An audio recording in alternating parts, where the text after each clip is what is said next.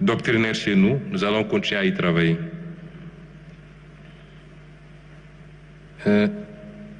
La stratégie nationale de la bonne gouvernance, elle va accompagner certainement tous ces textes qui sont faits actuellement et qui concourent tous à cette préoccupation de bonne gouvernance. Mais c'est un chantier auquel peut-être vous serez conviés, qu'on finalisera pour compléter le package dont a parlé le président tout à l'heure. Oui, moi je pense que quand on a géré un pays, quelle que soit votre fonction, président, premier ministre, ministre, directeur général, vous ne devez pas pouvoir, au lendemain de la fin de vos responsabilités, prendre la clé des champs. Il faut rester un peu pour qu'on voie si il n'y a pas des choses à vous imputer d'abord. Beaucoup de gens sont sortis du pays, des dossiers les concernant sont ouverts et ça crée une sorte d'impasse juridique où ça rend les procédures beaucoup plus difficiles. Je pense qu'à un moment donné, peut-être c'est ce qui avait motivé la prise de certaines décisions interdisant certains de sortir du territoire. Beaucoup ont dit que c'était illégal. Et il faudrait peut-être légiférer pour donner une base légale à tout ça et renforcer un peu la reddition des comptes.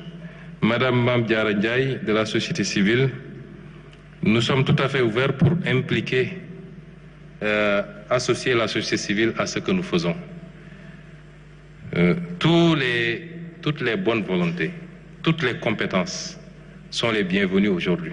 Parce que le pays n'appartient pas aux politiques, il n'appartient pas seulement aux tenants du pouvoir, il nous appartient à tous. Il faut juste qu'on s'entende sur les règles de collaboration et de travail et que les rôles soient bien compris de part et d'autre. Comme je dis souvent, il ne s'agit pas de co-gouverner. Dans une démocratie, ceux qui sont allés à la rencontre du suffrage, qui ont la confiance du peuple, avec un programme, au moins durant leur mandat, doivent gouverner. C'est comme ça que ça se passe. Maintenant, on a besoin d'écouter, de nous enrichir des expériences des uns et des autres. Et sous ce chapitre, nous sommes tout à fait ouverts. Nous prenons au vol votre main tendue et nous sommes tout à fait ouverts à travailler avec toute la société civile. Sauvegarder l'espace de la société civile. Nous n'avons aucun problème, nous ne sommes pas là pour grignoter sur l'espace de la société civile. C'est le contraire qu'il faut interroger. Est-ce que la société civile n'envisage pas de grignoter sur le nôtre? Vu les interpellations quelquefois et la teneur, c'est comme si certains de la société civile étaient élus à notre place pour décider à notre place.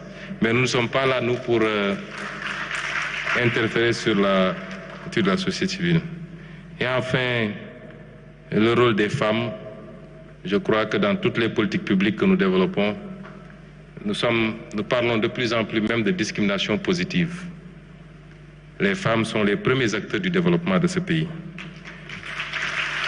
Je le sais, et c'est pourquoi, partout où j'ai été, à titre personnel, les maigres revenus que j'avais, je les ai alloués à des associations féminines pour les aider à se renforcer.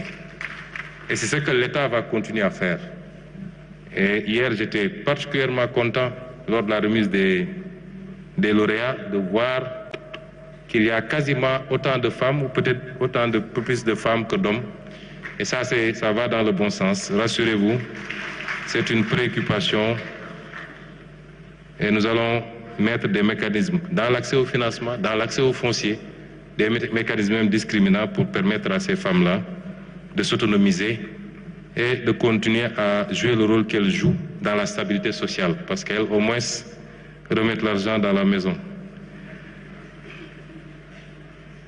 Monsieur Cissé du SYNPICS a parlé de la fragilité du secteur de la presse, la fragilité économique, précarité éditoriale.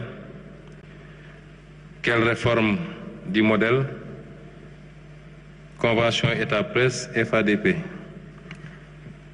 Ce que je retiens dans tout ça, d'abord je renvoie au ministre de la communication qui, je crois, travaille à des assises, si ce n'est déjà tenu, avec la presse.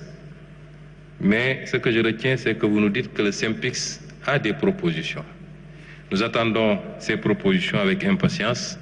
Nous les examinerons et nous considérons que la presse est un acteur comme beaucoup d'autres acteurs, ni plus ni moins. La presse peut avoir une tribune que d'autres n'ont pas, que les agriculteurs n'ont pas, que les éleveurs n'ont pas, que les pêcheurs n'ont pas. Ça n'en fait pas un acteur plus important que ces autres acteurs. Et elle peut avoir un traitement privilégié parce qu'elle peut bénéficier de subventions que d'autres secteurs n'ont pas. Il n'y a pas de subventions sur le transport, il n'y a pas de subventions sur beaucoup d'autres secteurs. Il nous faut aujourd'hui travailler à un modèle qui permette à tous les acteurs de faire leur travail dans la sérénité, dans le respect des cahiers de charges, dans le respect de la déontologie et jouer le rôle que chacun doit jouer. L'État jouera son rôle, la presse jouera son rôle. Sous ce chapitre, nous sommes tout à fait ouverts et c'est les instructions que j'ai données au gouvernement et particulièrement au ministre et c'est les instructions que le président de la République a données. Maintenant, le modèle ne peut pas être uniquement adossé sur les relations avec l'État ou le financement public. Il faut beaucoup d'autres choses, à mon avis, pour la viabilité de la presse. Je rends hommage à tous ces journalistes qui font correctement leur travail, qui sont professionnels, qui respectent la déontologie. Je leur rends hommage parce qu'il y en a, et fort heureusement. M. Amadou Seck a parlé de la place importante de l'industrie dans l'agenda. Je salue l'initiative du CIS Agra dans le domaine de l'ensilage, des œufs à couver, des formes modernes de vaches laitières et des infrastructures de stockage. Mais l'industrie est au cœur. C'est la première préoccupation. Vous ne pouvez pas réussir une politique dans le secteur primaire si par ailleurs vous ne parvenez pas à l'absorber par la transformation. L'industrie est fondamentale. Et il y a peut-être un mois, M. le ministre de l'Industrie a présenté un plan de développement industriel en Conseil des ministres, un plan très ambitieux, avec des secteurs clés sur la transformation. L'industrie de transformation des phosphates, métallurgie, sidérurgie, l'industrie halieutique, ainsi de suite. C'est un plan très ambitieux et c'est pourquoi j'ai dit que les retombées de ce plan de redressement seront partiellement orientées vers cela. Accompagner nos industriels qui ne peuvent pas aujourd'hui, s'ils ne sont pas protégés, c'est pourquoi les réformes législatives sont importantes, ne peuvent pas compétir face à un industriel chinois, japonais, français, allemand. Ce n'est pas possible. Il faut de la protection. Il faut de l'accompagnement. Il faut de la facilitation à l'accès au financement. Il faut aussi, dans le cadre des partenariats, souvent nous nous déplaçons. Il y a beaucoup de retombées. Aujourd'hui, nous avons énormément d'appétit manifesté par des boîtes chinoises après notre visite là-bas. Les visites du président de la République, c'est la même chose. Mais nous essayons d'encadrer en poussant à un partenariat, à des joint ventures avec nos industriels. Ça vaut